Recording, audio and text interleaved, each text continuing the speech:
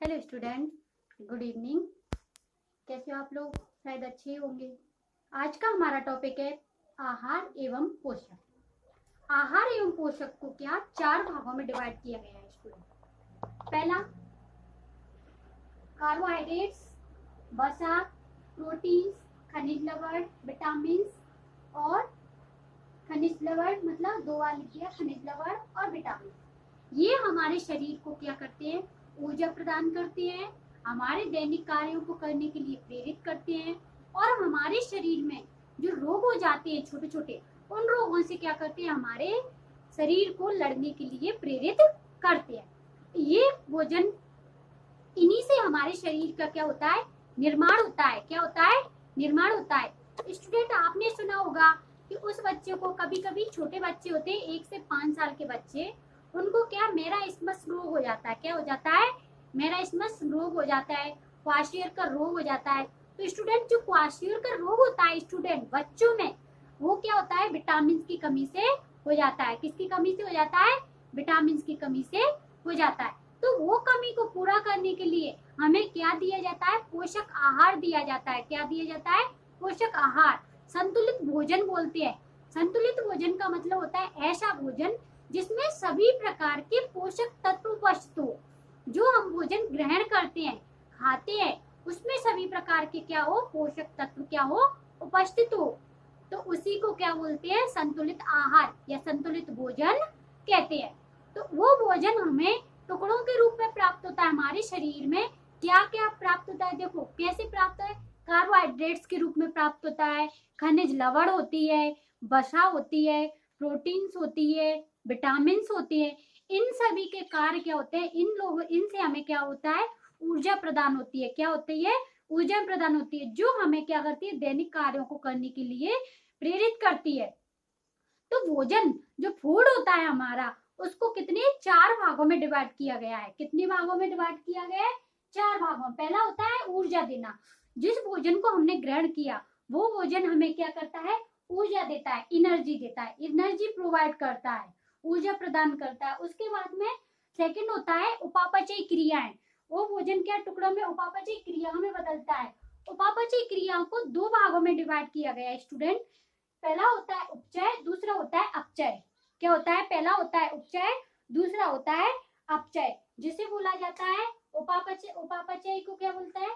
उपचय को बोला जाता है कैटाबॉलिज्म। और दूसरा होता है एंटाबॉलिज्म। ठीक है, ये कैटाबॉलिज्म दो भागों में डिवाइड होती है, उपचय और अपचय। जैसे स्टूडेंट आपको पता है, हमारा शरीर क्या कोशिकाओं का बना होता है। किसका बना होता है? कोशिकाओं का। कोशिका, सेल।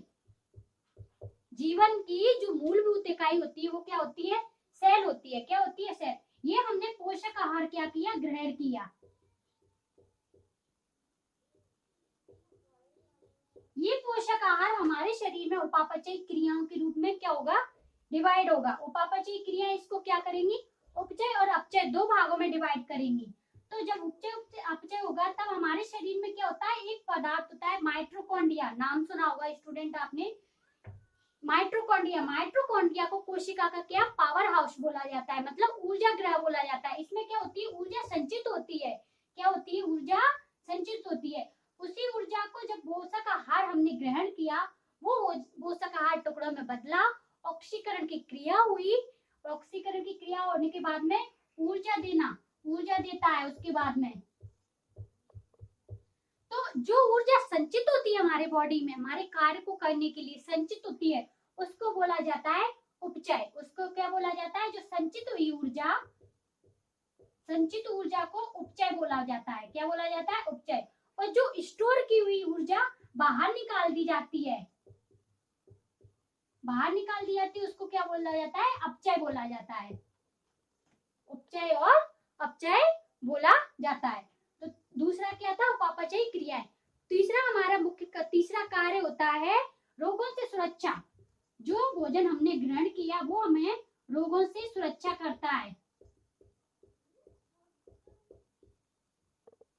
और उसके बाद में रोगों से सुरक्षा करने के बाद में ये क्या करता है, हमारे शरीर की वृद्धि एवं विकास करता है, हमारे शरीर को मतलब ग्रोथ करता है, और ग्रोथ मतलब डेवलप भी करता है, ग्रोथ को मतलब वृद्धि और विकास को क्या करता है, डेवलप करता है। जैसे आपने देखा होगा छोटे बच्चों में जब एक मतलब 1 मंथ से लेकर 1 ईयर तक बच्चों को क्या टीके लगाए जाते हैं, क्या लगाए जाते हैं, टीके लगाए जाते हैं। वो टीके इसलिए लगाए जाते हैं क्योंकि बच्चे की जो ग्रोथ मतलब वृद्धि और विकास है उसमें कहीं रुकावट ना आए। आपने देखा होगा कभी कभी बच्चे क्या होते हैं, पतले दुबले होते हैं, उनके पैर और पेट निकल जाता है, तो उनमें क्या क्वाशियोर नामक रोग हो जाता है। वो क्वाशियोर का रोग किससे हो जाता है, जो हमारे शरीर में विटामिन होती है ना, उसकी कमी से होता है। वो मैं आगे पढ़ाऊंगी आपको, जब विटामिन पढ़ाऊंगी चैप्टर तब बताऊंगी कि कैसे होता है। तो तीसरा क्या है, रोगों से सुरक्षा, और चौथा है हमारा वृद्धि,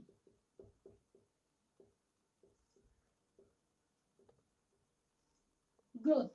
तो ये भोजन को हमने 4 भागों में डिवाइड कर दिया स्टूडेंट। पहला क्या है, ऊर्जा देना, दूसरा है उपापचय क्रियाएं, तीसरा है रोगों से सुरक्षा, और चौथा होता है वृद्धि करना। क्या होता है, वृद्धि करना। इसी का देखो अब हम डेफिनेशन पढ़ेंगे पोषक। पोषक क्या होता है,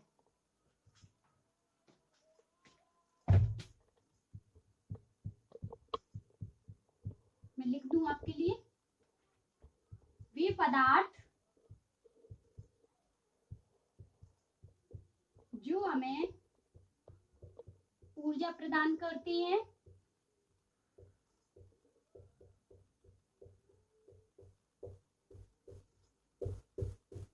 रोगों से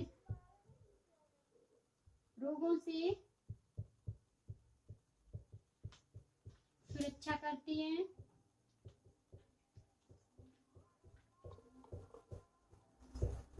एवं हमारे शरीर का वृद्धि और विकास करती है,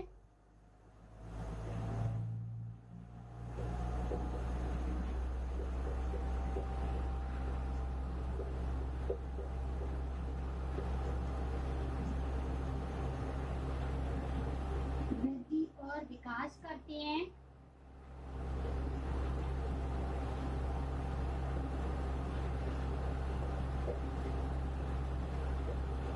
तथा दैनिक कार्यों को करने के लिए प्रेरित करते हैं।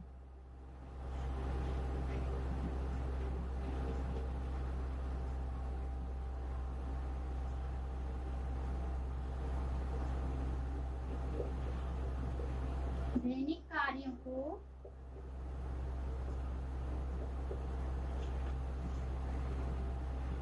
करने के लिए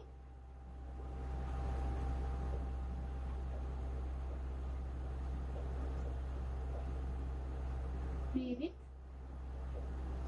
करते हैं। क्या है इसकी डेफिनेशन, वे पोषक वे पदार्थ जो हमें क्या ऊर्जा प्रदान करते हैं, रोगों से सुरक्षा करते हैं, एवं हमारे शरीर का वृद्धि और विकास करते हैं, तथा हमारे दैनिक कार्यों को करने के लिए क्या प्रेरित करते हैं, वो होते हैं पोषक आहार। इन्हीं पोषक आहार के आधार पर हमने कितने भागों में बांटा है ये हम पढ़ेंगे। तो दैनिक कार्य के आधार पर हमने पोषक पदार्थ को कितने भागों में बांटा है, 4 भागों में दैनिक कार्य के आधार पर बांटा है।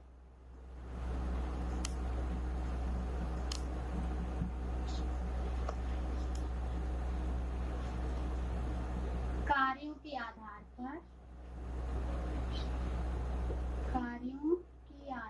पर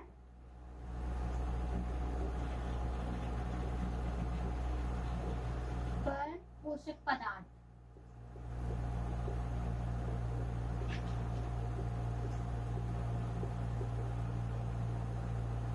तो कौन कौन से होते हैं स्टूडेंट, कार्य के आधार पर पोषक पदार्थ। सबसे पहला होता है ऊर्जा देना। क्या होता है, ऊर्जा प्रदान करने वाला।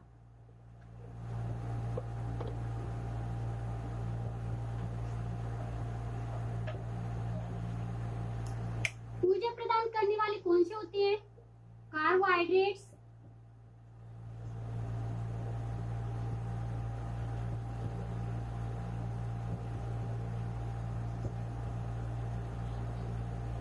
और वसा। ऊर्जा प्रदान करने वाले कौन कौन से होते हैं, कार्बोहाइड्रेट्स, वसा। जैसे कार्बोहाइड्रेट क्या होता है, जब कभी हम बीमार हो जाते हैं या हमारे शरीर में पानी या उसकी कमी आ जाती है तो हमारे शरीर क्या होता है, हम कभी कभी चक्कर खा के गिर जाते हैं। क्या हो जाते हैं, चक्कर खा के गिर जाते हैं। तो हमें वो ग्लूकोज की बोतल चढ़ाई जाती है। क्या चढ़ाई जाती है डॉक्टर, ग्लूकोज की बोतल। ग्लूकोज का सामान्य सूत्र क्या होता है स्टूडेंट, ग्लूकोज का सूत्र होता है सामान्य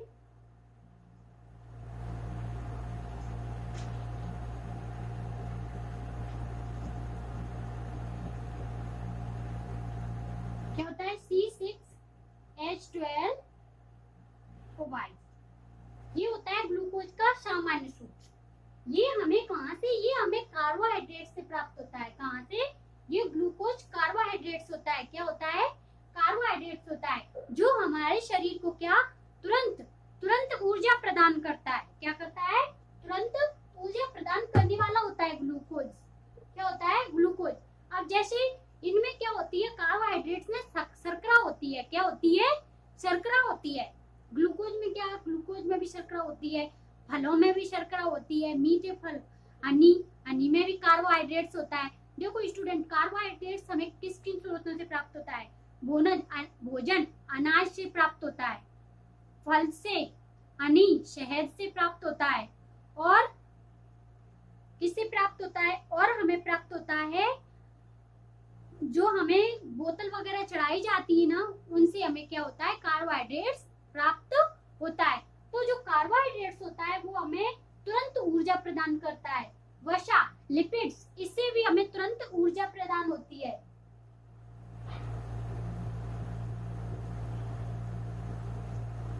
लिपिड्स, इससे भी हमें क्या होती है, तुरंत ऊर्जा प्रदान होती है। सेकंड हमारा कौन सा है,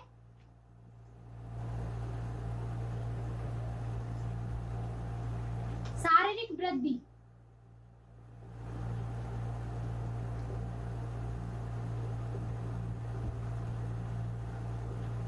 वृद्धि करने में, शारीरिक वृद्धि करने में कौन कौन से होते हैं, शारीरिक वृद्धि में होती है प्रोटीन्स,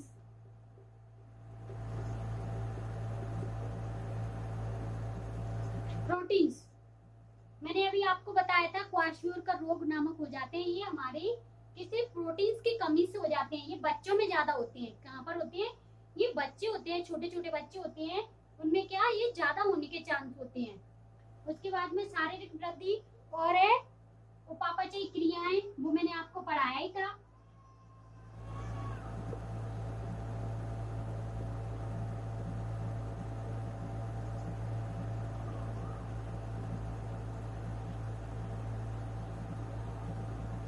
उपापचयी क्रिया में क्या होता है, खनिज लवण,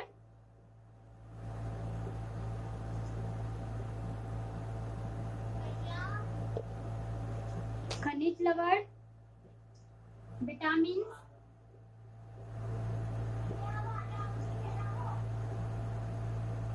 विटामिन। तो ऊर्जा प्रदान करने वाले कौन से पदार्थ होते हैं, कार्बोहाइड्रेट्स, वसा, शारीरिक वृद्धि करने वाले कौन से, प्रोटीन, उपापचयी क्रियाएं कौन सी होती हैं, खनिज लवण और विटामिन। चौथा हमारा होता है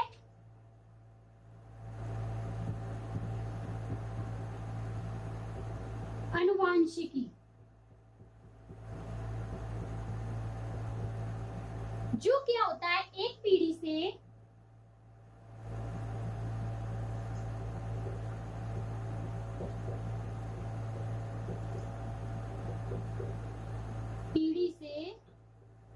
दूसरी पीढ़ी में, जैसे क्या होता है, डीएनए और आरएनए। ठीक है, डीएनए आरएनए। क्या आपको पता है स्टूडेंट, जो हमारी सेल्स होती हैं, क्या होती हैं, सेल्स, जैसे आरबीसी, जो आरबीसी वो होती है, उनका पता है आपको जीवन काल कितने दिन का होता है, उनका जो जीवन काल होता है वो 120 दिन का होता है। कितने दिन का होता है, 120 दिन का। कितने दिन का होता है स्टूडेंट, 120 दिन का। तो स्टूडेंट कितने हमारे हो गए, पहला था हमारा ऊर्जा देने वाला, ऊर्जा देने वाले में कौन कौन से होते हैं, कार्बोहाइड्रेट्स, ऊर्जा देने वाले में कौन कौन से होते हैं, कार्बोहाइड्रेट्स। कौन से होते हैं? प्रोटीन। उपापचयी क्रियाएं कौन सी होती है? खनिज लवण और विटामिन। अब हम पहले पढ़ेंगे कार्बोहाइड्रेट्स। क्या पढ़ेंगे? कार्बोहाइड्रेट्स। तो कार्बोहाइड्रेट्स में क्या है ये नोट कर लेना।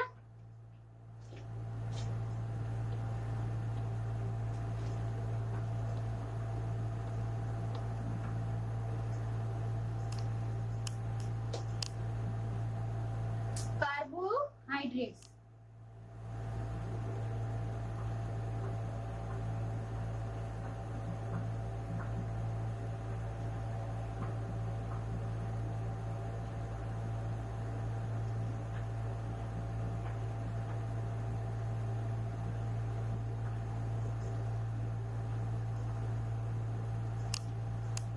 कार्बोहाइड्रेट्स को स्टूडेंट 3 भागों में डिवाइड किया गया है।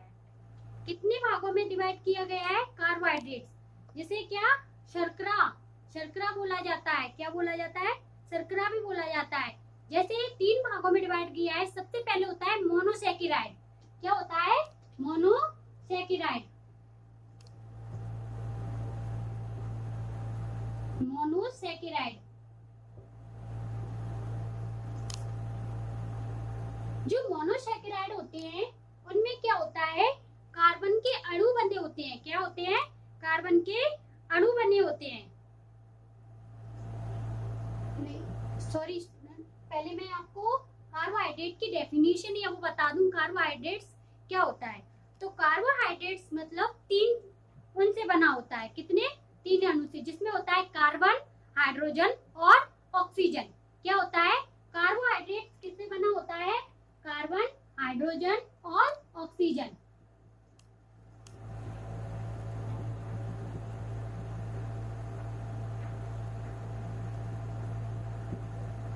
Carbon, hydrogen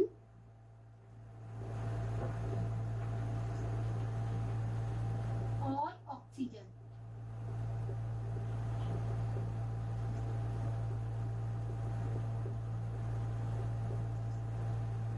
carbon, hydrogen, oxygen.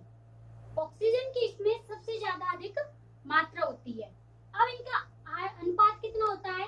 इनका अनुपात होता है 1:2:1। क्या होता है? 1:2:1। जैसे कि हमें प्राप्त हुआ ग्लूकोज। क्या प्राप्त हुआ? ग्लूकोज। क्या प्राप्त हुआ? ग्लूकोज। C6H12O6। C6H12O6 क्या होता है? C6H12O6 ये होता है ग्लूकोज का सामान्य सूत्र होता है। क्या होता है? सामान्य सूत्र होता है जो हमें क्या करता है? तुरंत एनर्जी प्रदान करता है, तुरंत ऊर्जा प्रदान करता है। मतलब इससे हमें क्या होता है? तुरंत ऊर्जा प्रदान करता है। हमें तुरंत ऊर्जा प्रदान करना।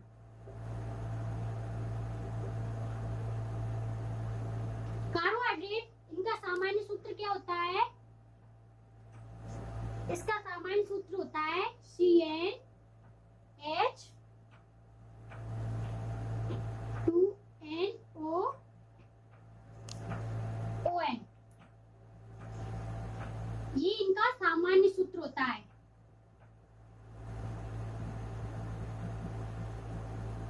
मतलब जो कार्बोहाइड्रेट होता है वो 3 उन से बना होता है। Carbon, hydrogen, oxygen. इनका अनुपात क्या होता है? 1:2:1।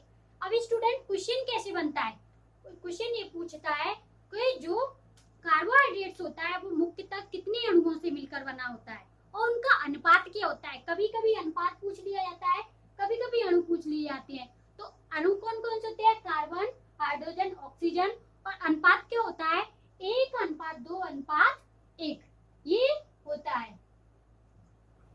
स्टूडेंट जब हमारे शरीर में ऑक्सीकरण की क्रिया होती है, किसकी क्रिया होती है? ऑक्सीकरण की क्रिया होती है, तब हमें क्या होता है? ग्लूकोज प्राप्त होता है। मतलब तुरंत ऊर्जा प्रदान होती है। जब ऑक्सीकरण की क्रिया होगी तो जब हमें ऑक्सीजन की कमी हो जाती है तो हमें क्या होता है? ये तीनों मात्रा में हमें प्रदान हो जाती है। मतलब ग्लूकोज हमें हमें तुरंत प्राप्त होता है और जिससे हमें तुरंत एनर्जी मिलती है। ये क्या होता है, जैसे आपको पता होगा डीऑक्सी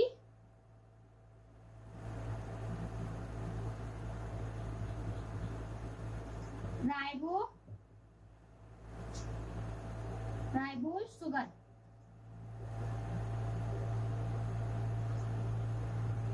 जो हमारे डीएनए में होती है, डीऑक्सी राइबो शुगर, जो क्या होती है 5 अणु वाली शर्करा होती है, जो क्या होती है 5 अणु वाली शर्करा होती है। फलों में सबसे ज्यादा फलों में शर्करा सबसे ज्यादा पाई जाती है, हनी में भी हमें शर्करा प्राप्त होती है। तो ये होती है, मतलब मुख्य कार्य क्या होता है कार्बोहाइड्रेट्स का, मुख्य कार्य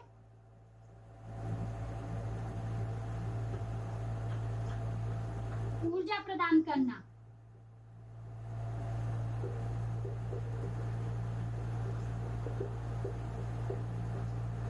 कार्बोहाइड्रेट्स का मेन कार्य क्या होता है, मेन फंक्शन होता है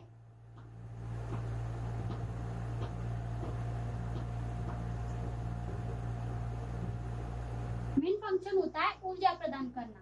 ये हमें ऊर्जा प्रदान करता है। जैसे आपने कभी कभी क्वेश्चन आता है कि हमारे शरीर में कार्बोहाइड्रेट्स की कितनी मात्रा होती है, तो क्या होती है 4 किलो, कितनी होती है 4 किलो कैलोरी प्रति ग्राम।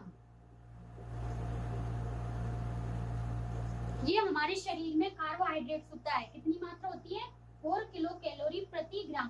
अब कभी कभी आप सोचते होंगे कि मैम कभी वो कहीं कहीं तो 4.2 दिया रहता है, कभी कहीं 4.1 दिया रहता है, तो वो प्रयोगशाला के आधार पर दिया रहता है।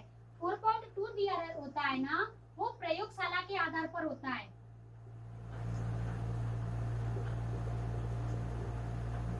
प्रयोगशाला के आधार पर 4.2 आता है, लेकिन जब हमारे शरीर में संचित कार्बोहाइड्रेट की मात्रा होती है वो होती है 4 किलो कैलोरी प्रति ग्राम। अब कार्बोहाइड्रेट के स्रोत कौन कौन से होते हैं, किन किन स्रोतों से हमें कार्बोहाइड्रेट प्रदान होता है, तो अनाज,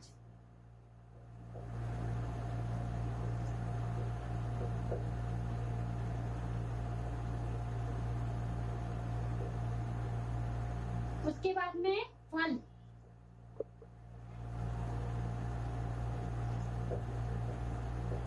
उसके बाद में शर्करा,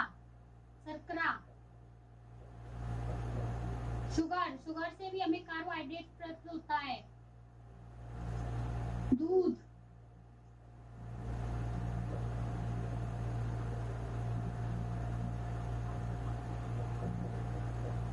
और हनी, शहद से भी हमें कार्बोहाइड्रेट प्रदान होता है।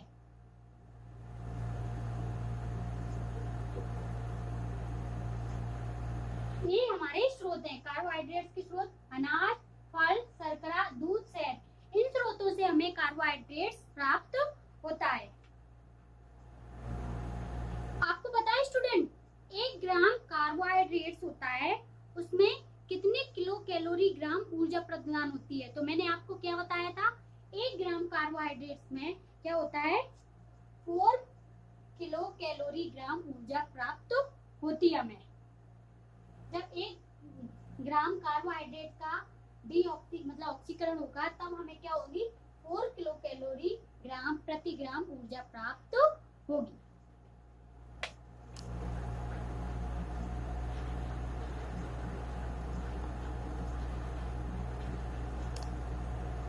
क्वेश्चन यहीं से बनता है, तो क्वेश्चन बन जाते हैं कभी कभी कि हमारा 1 ग्राम कार्बोहाइड्रेट्स में कितनी कैलोरी ऊर्जा संचित होगी, तो कितनी होगी 4 किलो कैलोरी प्रति ग्राम ऊर्जा संचित होगी। और दूसरा क्वेश्चन बनता है कार्बोहाइड्रेट्स में अणुओं की कितना अनुपात होता है, तो 1:2:1, ये अणुओं का अनुपात होता है।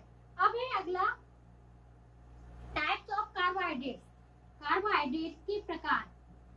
कार्बोहाइड्रेट्स को कितने भागों में डिवाइड किया गया है,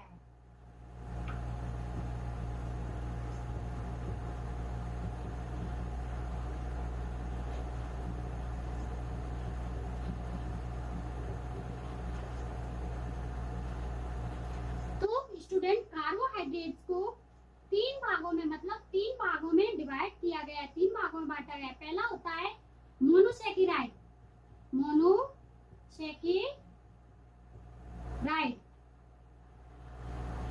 पहला क्या होता है मोनोसैकेराइड। मोनोसैकेराइड में कार्बन के एक अणु होते हैं। कितने अणु होते हैं? एक अणु। और मोनोसैकेराइड के कौन कौन से उदाहरण होते हैं? मोनोसैकेराइड को होता है ग्लूकोज, फ्रक्टोज और गैलेक्टोज। क्या होता है? Glucose, fructose, galactose. ये मोनोसैकेराइड जिसमें कार्बन के क्या एक अणु होता है। इसके उदाहरण कौन से होते हैं? ग्लूकोज, फ्रक्टोज और गैलेक्टोज। दूसरा होता है ओलिगोसैकेराइड।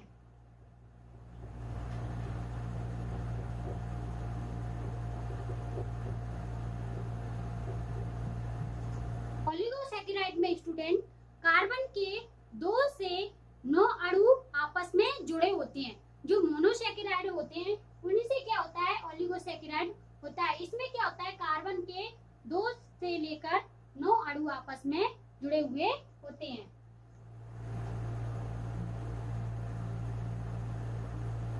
मतलब शर्करा के, शुगर के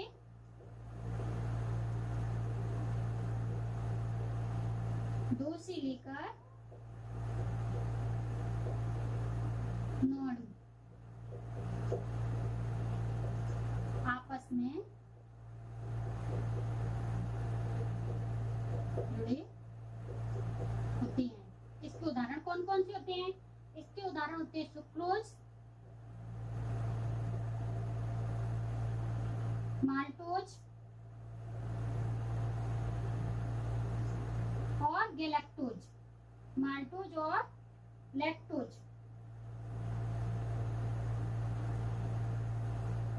इसमें क्या बनता है? सुक्रोज किससे बनता है? ग्लूकोज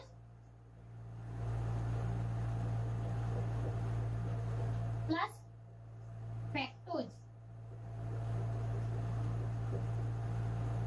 माल्टोज किससे बनता है? ग्लूकोज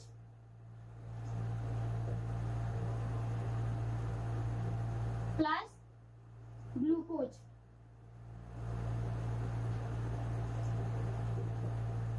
और जो लैक्टोज होता है वो लास्ट में किससे मिलकर बनता है? Glucose plus galactose.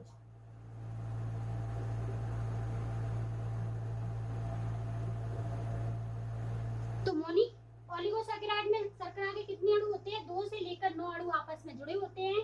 इसका एग्जाम्पल क्या होता है? Sucrose, maltose, lactose. सुक्रोज किससे मिलकर बना होता है स्टूडेंट? Glucose plus fructose. इन दोनों के अणुओं से मिलकर क्या बनता है? सुक्रोज बनता है। उसके बाद में माल्टोज, ग्लूकोज प्लस ग्लूकोज, ये दोनों अणुओं से मिलकर क्या बनता है? माल्टोज बनता है। उसके बाद में आता है लैक्टोज। ये किससे मिलकर बनता है? ग्लूकोज प्लस गैलेक्टोज से मिलकर क्या बनता है? लैक्टोज बनता है। अगला हमारा ओलिगोसैकेराइड।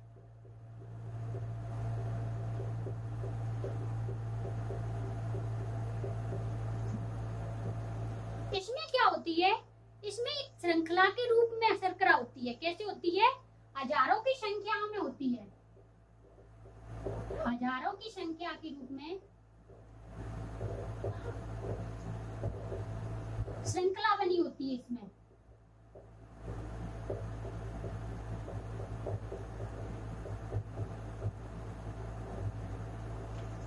हजारों की संख्या में क्या होती है? श्रृंखला बनी होती है। इसका उदाहरण कौन सा होता है स्टूडेंट? तो इसका उदाहरण होता है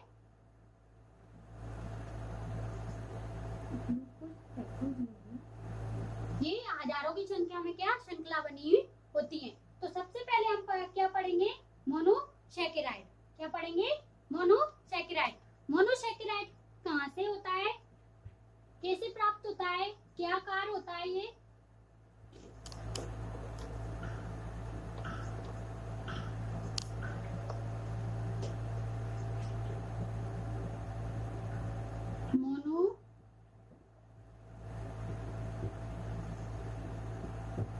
सेकेराइड।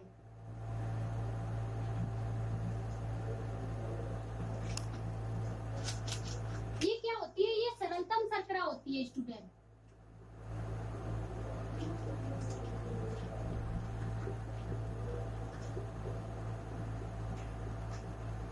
मोनोसेकेराइड होती है वो सरलतम शर्करा होती है जो हमारी क्या होती है? जल में घुलनशील होती है। जो क्या होती है? जल में घुलनशील होती है। स्टूडेंट आपको पता है शुगर केन, उसमें भी हमें क्या होती है? शर्करा प्राप्त होती है।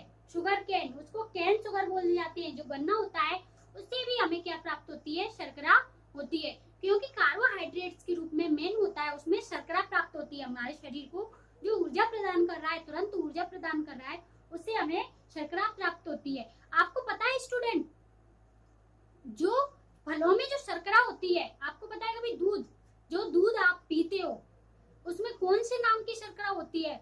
उसमें हमारे जो हम दूध सेवन करते हैं रेगुलर में, आप सोचते होंगे कि बच्चों को आजकल हॉर्लिक्स पिलाएंगे या सेरेलैक खिलाएंगे छोटे बच्चों को, तभी हमारे बच्चे हष्ट पुष्ट या वो। ऐसा कुछ नहीं है। जरूरी नहीं है हमारे बच्चे को सेरेलैक ही मिले या हॉर्लिक्स ही मिले। अगर हम उसे संतुलित भोजन, अच्छा भोजन देंगे तो उससे भी क्या हमारा बच्चा हष्ट पुष्ट हो सकता है। कैसा हो सकता है? हष्ट पुष्ट हो सकता है।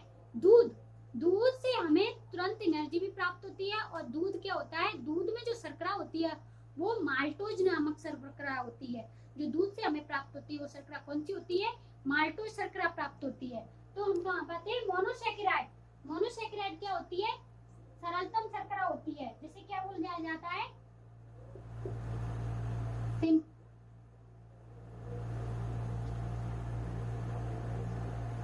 सिंपलेस्ट शुगर बोला जाता है। इसको क्या बोला जाता है?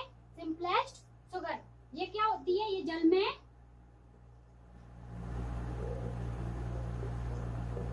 घुलनशील होती है।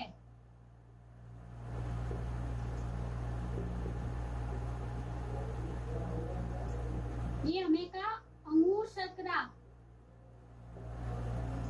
अंगूर शर्करा भी बोलते हैं इसको, ग्रेप शुगर बोला जाता है।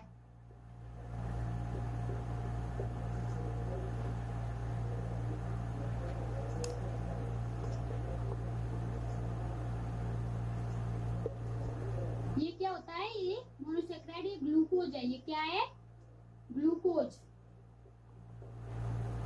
ग्लूकोज क्या होती है? एक सरलतम शर्करा होती है जो जल में क्या होती है? घुलनशील होती है, और अंगूर शर्करा भी बोला जाता है। दूसरा क्या है हमारा? फ्रैक्टोज।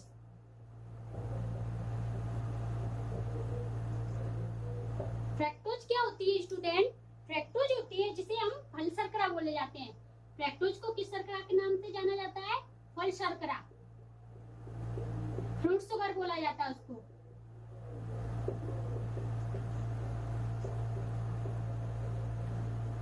शुगर, फ्रूट शुगर, जो सभी फलों में क्या होती है? सभी प्रकार के जो फल होते हैं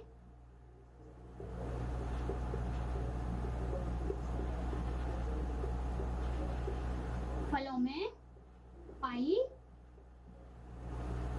जाती है। सभी प्रकार के फलों में ये शर्करा पाई जाती है। अगला है गैलेक्टोज।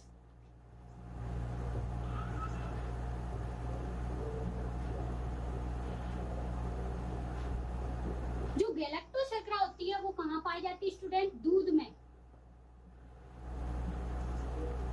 दूध में पाई जाती है। तो स्टूडेंट ये हमारे मोनोसेकेराइड के एग्जांपल हैं, ग्लूकोज, फ्रैक्टोज, गैलेक्टोज। ग्लूकोज सरलतम शर्करा होती है जो जल में घुलनशील होती है, अंगूरी शर्करा भी बोलते हैं इसको। फ्रैक्टोज होता है वो फल शर्करा के नाम से जाना जाता है। और उसके बाद में गैलेक्टोज होती है, दूध में पाई जाने वाली शर्करा होती है, वो गैलेक्टोज होती है। आज का हमारा इतना ही टॉपिक है स्टूडेंट। अगला हमारा वीडियो आगे मैं बताऊंगी आपको। तो अगर ये हमारा वीडियो आपको अच्छा लगा हो तो इसको लाइक, शेयर एंड सब्सक्राइब जरूर करना। Thank you.